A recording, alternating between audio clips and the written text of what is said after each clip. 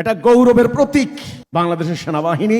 অথচ সেই সেনাবাহিনীকে যখন মব মোকাবেলার জন্য, চুরি ডাকাত মোকাবেলার জন্য, রোড অ্যাক্সিডেন্ট ঠেকানোর জন্য, ছাত্র আন্দোলন বন্ধ করার জন্য, সচিবালয় ঘেরাও বন্ধ করার জন্য, মন্ত্রী এমপিদের বাসা পাহারা দেওয়ার জন্য, দারোয়ানগিরি করার জন্য যদি সেনাবাহিনীকে ব্যবহার করা হয়, তো সেনাবাহিনীর মা ভাবমূর্তি তো এমনিতেই ধ্বংস করে দিয়েছেন। পোলাপাইনে মাত্র আন্দোলন করলো, জনগণ একটা বিরাট আশা ভরসা করলো, ওমা পোলাপাইনে এখন চাঁদাবাজি করে। সমস্ত পলিটিশিয়ানরা পুরা এনভায়রনমেন্ট পলিউটেড করে ফেলেছে। বাংলাদেশের সার্বভৌমত্বের প্রতীক হলো সেনাবাহিনী, কিন্তু সেই সেনাবাহিনীকে নিয়ে যাচ্ছে তাই বলা হচ্ছে।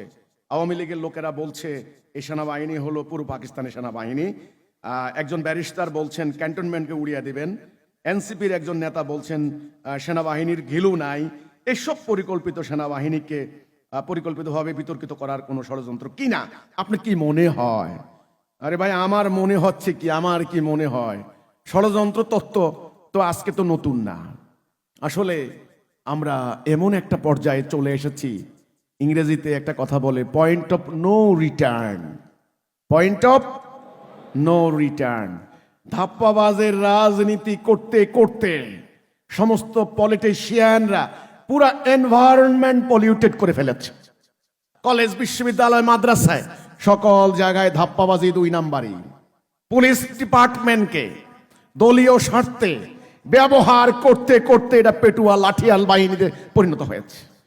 স্টুডেন্ট উইংস, কলেজ বিশ্ববিদ্যালয়ে ছাত্রদের সংগঠন তৈরি করে লেজুর ভিত্তি করে স্বার্থের রাজনীতি হানাহানি করে ছাত্রদের চরিত্র নষ্ট করে দিয়েছে।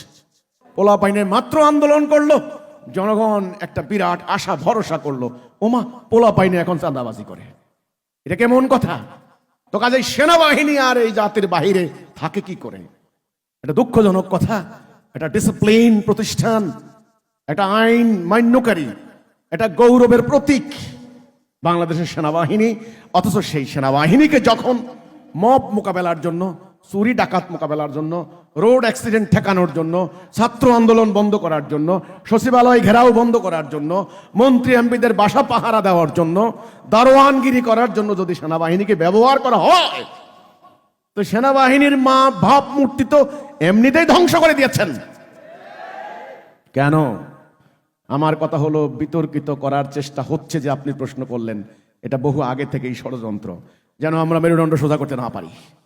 আমি সেনাবাহিনী নয়, কেবল দেশকে যারা ভালোবাসেন সকলের উদ্দেশ্যে বলতে চাই, আদর্শ চলে এসেছে, সত্য চলে এসেছে।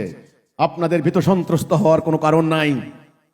যারা সেনাবাহিনীতে কাজ করছেন, এই তরুণরা আমাদের সন্তান, তারা জীবনের ঝুঁকি নিয়ে সেখানে হয়তো কিছু বেতন পাচ্ছেন, কিন্তু তারা দেশ রক্ষা করছেন।